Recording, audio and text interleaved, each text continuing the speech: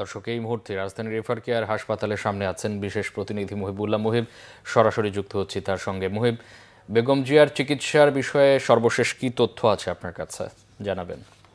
মামুন, আসলে এর আগের সংবাদেও আমি যেমনটি জানিয়েছিলাম, বিএনপি চেয়ারপারসন বেগম খালেদা জিয়ার যে স্বাস্থ্যের অবস্থা সেটির কোনো আসলে এই মুহূর্তে কোনো উন্নতি নেই, অর্থাৎ আরো বেশ কিছু ক্ষেত্রে অবনতির কথাই আমরা শুনেছি।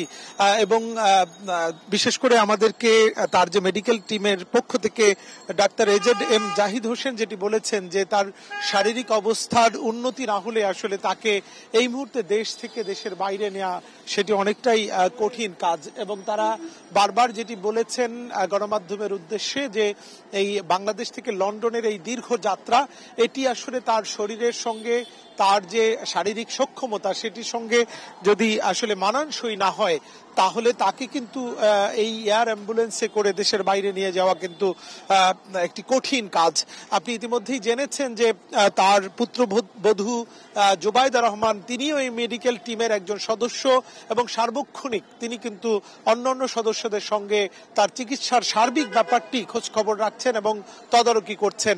এবং এই মুহূর্তে আমরা যেটি শুনেছি যে বেগম খালেদা জিয়ার যে সংকটাপন্ন অবস্থা, সেই অবস্থায় কিন্তু রয়েছেন এবং তার যে ভেন্টিলেশন সেটিও কিন্তু চলমান রয়েছে। অর্থাৎ তার আসলে শারীরিক অবস্থার ঠিক উন্নতি হওয়ার উপরই নির্ভর করছে তাকে দেশের বাইরে নিয়ে যাওয়ার ব্যাপারটি।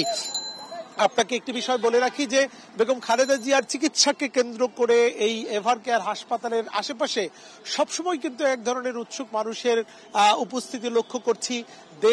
দেশের বিভিন্ন প্রান্ত থেকে নেতাকর্মীরা যেমন আসছেন, সাধারণ মানুষ, খেটে খাওয়া মানুষ, তারাও কিন্তু বেগম খালেদা জিয়ার জন্য দোয়া করতে, তার জন্য তার সুস্থতা কামনায় তারা কিন্তু জড়ো হচ্ছেন। সকাল থেকে রাত অবধি তারা কিন্তু এখানে অপেক্ষা করছেন এবং তাদের আসলে চাওয়া একটাই যে দেশের এই সংকটময় মুহূর্তে বেগম খালেদা জিয়াকে খুব বেশি প্রয়োজন এবং আগামী দিনের নেতৃত্বে, অন্তত বেগম খালেদা জিয়ার নেতৃত্বেই এই দেশ সঠিক পথে এগিয়ে যাবে।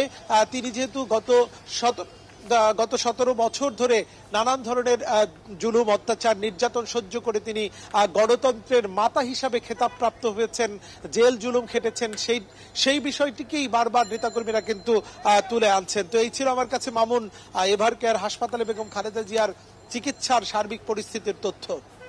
মুহিব, আপনাকে অসংখ্য ধন্যবাদ।